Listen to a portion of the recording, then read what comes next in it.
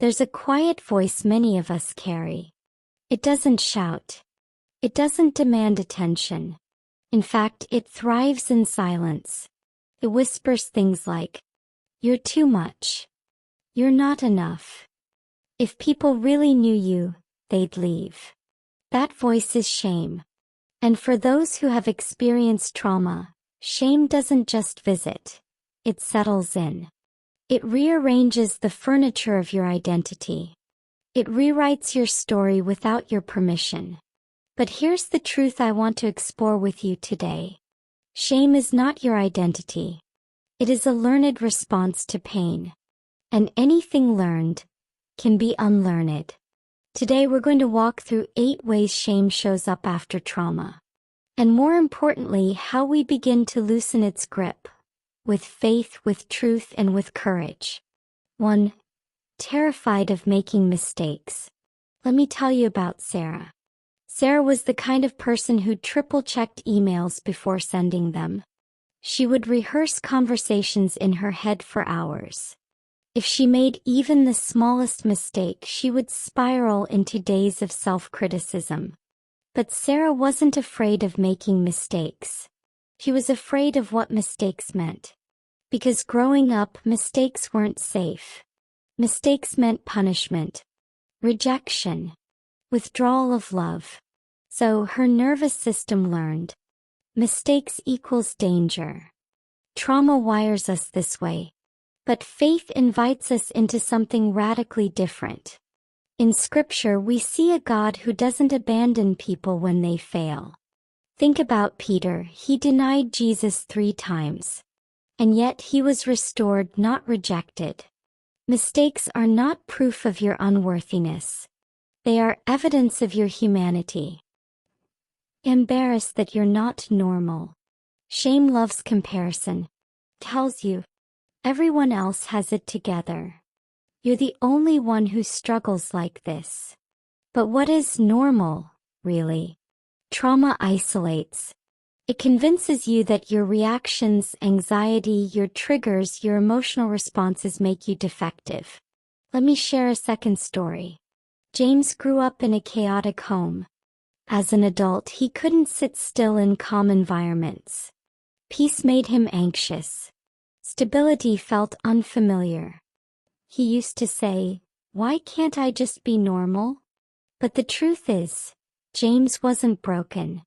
He was adapted. His brain had learned to survive unpredictability. There's a powerful idea in trauma research. Your symptoms are not signs of failure. They are signs of survival. And faith reminds us, you are fearfully and wonderfully made, not perfectly, not flawlessly, but intentionally. 3. Imposter syndrome / feeling like a fraud. Have you ever walked into a room and thought, "I don't belong here"? Even when you've earned your place. That's shame talking.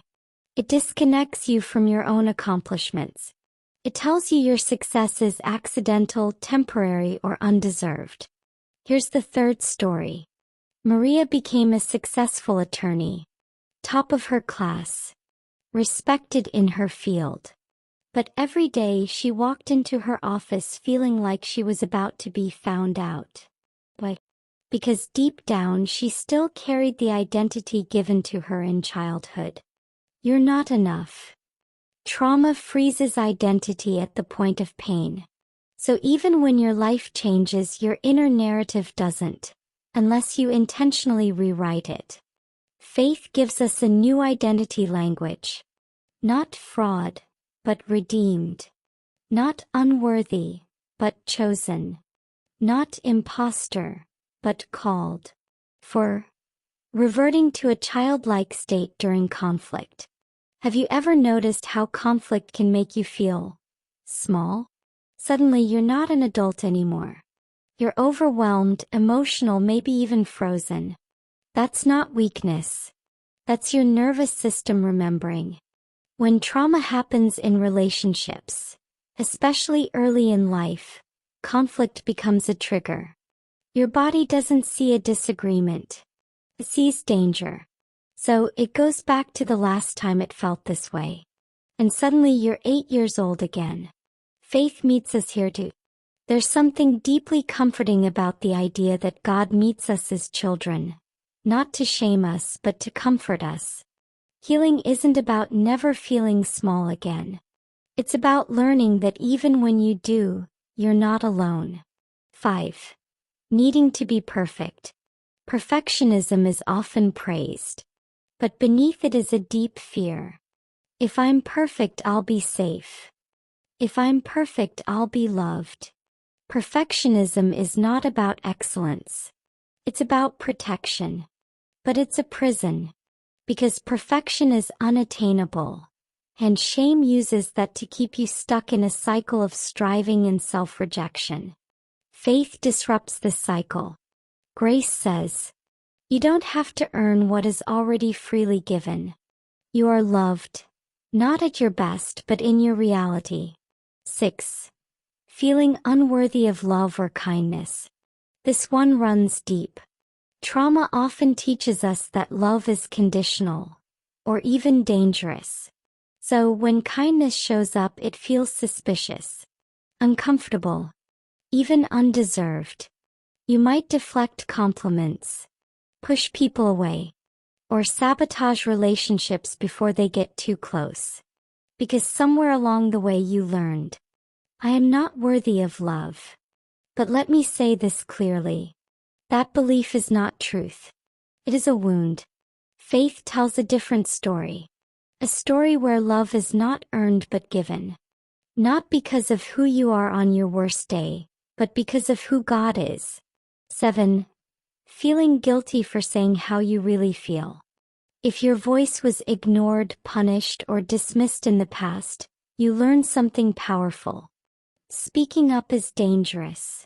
So you stay quiet. You suppress. You minimize your needs. And when you do speak up, guilt floods in. But your voice matters. There is something sacred about honesty. Even in scripture we see people expressing raw emotion, anger, grief, confusion. And they are not rejected for it. Healing means reclaiming your voice, not as an act of rebellion but as an act of truth. 8. People-pleasing at the expense of your own needs. Finally, people-pleasing. This is often one of the most socially rewarded trauma responses. You're easy, kind, selfless. But underneath there's fear. Fear of rejection. Fear of conflict. Fear of being abandoned. So you say yes when you mean no. You prioritize others while neglecting yourself. But here's the truth. You cannot build authentic relationships while abandoning yourself. Even Jesus withdrew, set boundaries, said no. Love does not require self-erasure. The turning point, from shame to truth. So where do we go from here? Because recognizing shame is one thing. Healing from it is another. Here's what I want to leave you with. Shame says, hide. But healing begins when we do the opposite. When we bring our stories into the light. When we challenge the narratives we inherited. When we allow ourselves to be seen, not as perfect but as real. And faith reminds us, you are not the worst thing that happened to you. You are not the lies you were told. You are not the shame you carry. You are something far more powerful. You are someone who survived. Someone who is healing. Someone who is worthy right now, not someday. If any part of this resonated with you, if you saw yourself in even one of these 8 ways, I want you to know, you are not alone. And you are not beyond healing. Shame may have shaped your story, but it does not get to write the ending. That part is still yours.